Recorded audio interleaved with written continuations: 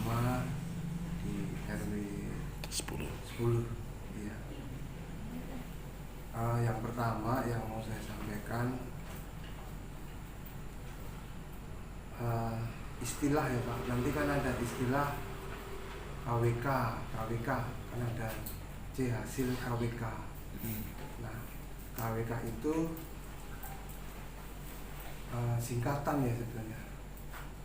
Ada yang tahu enggak KWK itu apa gitu kan, sering kita dengar tuh C hasil KWK gubernur misalkan.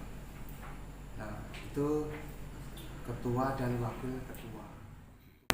Istilah tungsura gitu, tungsura. Nah, itu penghitungan suara gitu. Itu dari KPU seperti itu.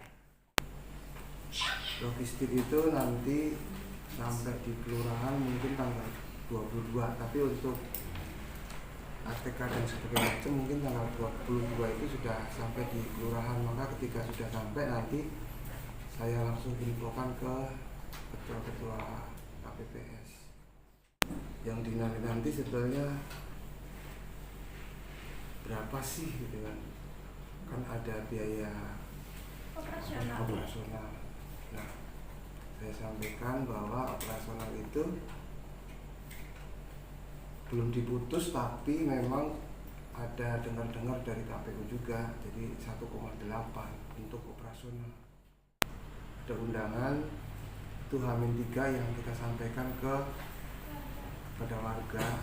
Nah, itu nanti dicatat betul ya Bu, Pak, karena mana yang terdistribusi, mana yang tidak, mana alamat yang salah, itu harus dicatat betul.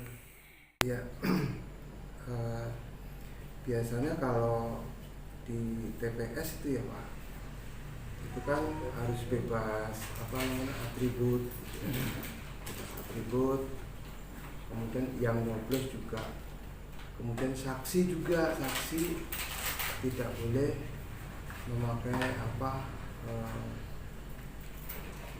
bertuliskan misalkan tulisan apa gitu yang mengandung, itu tidak boleh. Jadi nanti pihak keamanan yang akan menegur bahwa tidak boleh untuk mencoblos itu, dari suruh pulang dulu, suruh ganti dulu baru boleh mencoblos. Nah, tentunya coret-coretan juga di sekitar TPS ya harus ketua KPPS ya itu harus menurunkan, misalkan ada bendera, ada coret-coretan, dan itu harus steril. Itu H-min berapa? Ya. Itu hari tenang H-3. H-3 juga ya? Ya, mulai H-3 hari tenang itu sudah harus bebas dari atribut.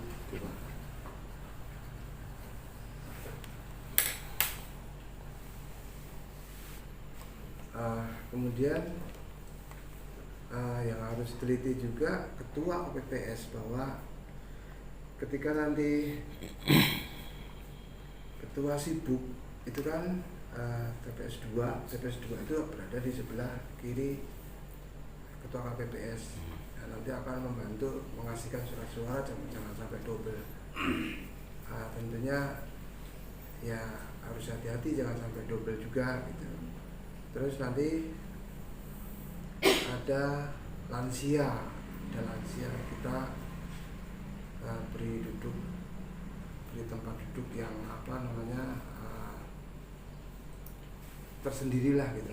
Nah, itu boleh didahulukan dengan yang sudah menunggu, saya sudah menunggu nih, tapi memang ada yang lansia, jadi didahulukan, itu boleh. Saksi itu biasanya 1 hari sebelum atau malamnya itu kan sudah laporan dulu ke ketua, biasanya ketua KPPS, bahwa dia mau akan ngawas di TPS tersebut. Nah, itu juga nanti dicatat betul namanya siapa, kemudian nomor NIK-nya juga, karena nanti masuk ke Sirekap nomor NIK. Ya, baik, itu aja sambutan dari saya. Nanti akan disambung oleh rekan saya Bang Akbar. Di sini saya diamanahkan di pilkada ini sebagai anggota PPK Kecamatan Pondok Gede dari divisi teknis.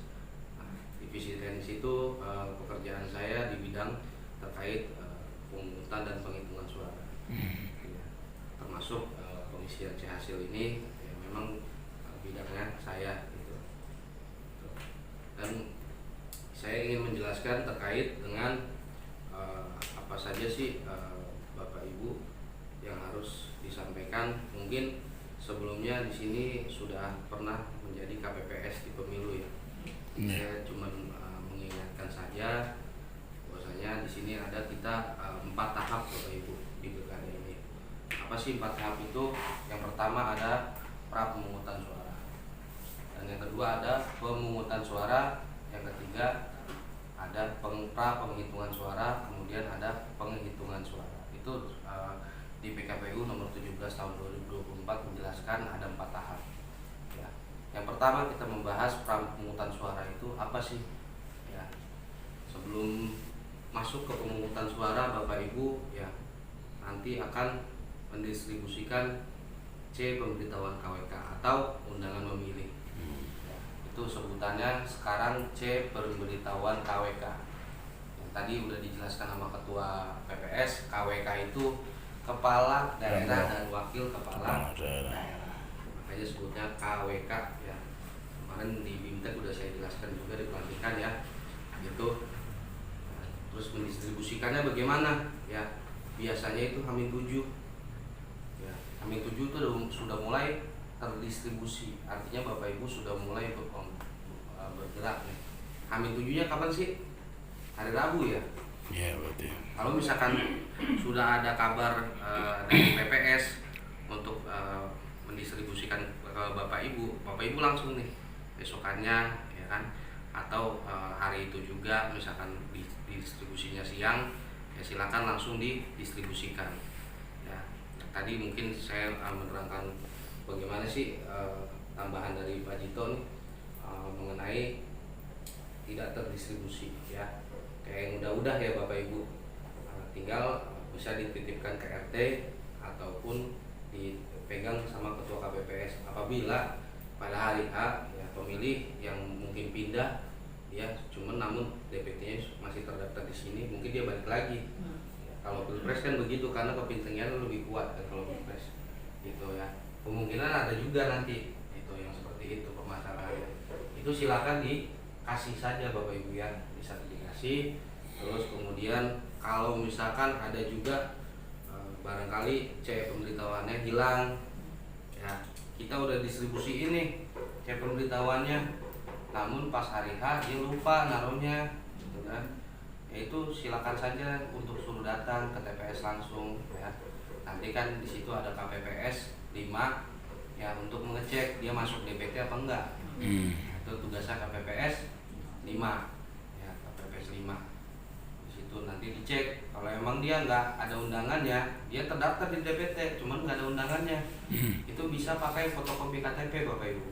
Tulis di situ keterangannya, keterangan di atas aja paling ujung DPT ya. Untuk apa? Untuk menandakan nanti pada saat pengisian rekapitulasi hasil ini. Kalau nggak ada itu kan nggak ada catatan kayak gitu. Bisa dicatat juga sih ya kan. Nah, itu juga bisa dituangkan di dalam form kejadian khusus ya, bahwasanya ada pemilih yang tidak yang terdaftar dalam DPT namun tidak membawa undangan dikarenakan hilang ya, supaya lebih lengkap. Kemudian untuk pendistribusian C hasil sudah C pemberitahuan KWK sudah selesai ya. Kemudian lalu Bapak Ibu nanti akan menyiapkan TPS. Nah, jangan lupa tuh woro-woro ke warga ya, ke masyarakat bahwasanya nanti ada 27 November 2024 ya, hari pencoblosan. Silakan Bapak Ibu bisa memberitahukan di grup-grup RT, biasanya kan ada ya. Nah, di grup bisa diinfokan juga ya. Jangan lupa Bapak Ibu mencoblos ya. Karena kita tugas kita seperti itu juga, mengajak masyarakat untuk memilih ya. Karena masyarakat itu ada hak pilihnya ya, ada hak pilihnya untuk meningkatkan partisipasi masyarakat lagi. Kemudian setelah penyiapan TPS ya, disiapkan TPS-nya, kemudian setelah itu nanti kan H-3 ya, pendistribusian logistik kotak suara maupun yang di luar kotak suara. Biasanya nanti di luar kotak suara dulu tuh, apa sih luar kotak suara tuh, apa aja isinya kan? Satu DPT, ya kan? DPTB, nanti dari Batiara atau DPTB biasanya. Terus POM DPK itu kan kosong ya. POM DPK itu yang tidak terdaftar dalam DPT. Nah, nanti Bapak Ibu di KPPS 5 tuh yang nulis nanti KPPS 5. Kemudian ada ATK ya, ATK alat tulis kantor KPPS. Kemudian macam-macam ya, ada bilik juga. Nanti mungkin kalau bilik itu berbarengan dengan kotak ya, infonya dari KPU seperti itu. Nah, kemarin baru dapat info juga, buku panduan sudah bisa diambil besok. PPS tuh yang bagian divisi logistik dan PPK yang mengambil logistik di gudang KPU, ambil buku panduan ya. Terkait dengan buku panduan, Bapak Ibu, apabila ada permasalahan dan hal-hal yang kita nggak tahu, cuman kita nggak sempet nih PPS, kita udah nanya nih PPS, cuman telepon nggak diangkat ya kan, itu Bapak Ibu udah ada buku panduan nanti ya, dibaca aja terkait misalkan kita nggak tahu nih apa sih masalahnya. Nah, itu buku panduan itu digunakan juga untuk pada saat hari H Bapak Ibu, untuk apa, argumentasi kita sama saksi sama argumentasi bahwasanya kita sudah sesuai dengan aturan, SOP-nya seperti ini ya. Nanti tinggal dibaca-baca aja, jangan disimpan kan, kita simpan kan ya, itulah karena kita literasi kita tuh harus diefektifkan ya, supaya apa, supaya kita ya ada bekal lah untuk kita nanti di 27 November. Kemudian sama ini terkait netralitas Bapak Ibu ya, kita kan sudah dilantik ya, sebagai badan ad hoc atau perpanjang tanganan dari KPU Kota Bekasi. Artinya Bapak Ibu nih mewakili KPU nih ya, mewakili KPU, dan di situ ada peraturannya gitu ya, jangan sampai kita memilih mendukung satu pasangan calon itu, karena memang netralitas kita dikedepankan ya. Mungkin itu saja Bapak Ibu, sekian, terima kasih. Wassalamualaikum warahmatullahi wabarakatuh.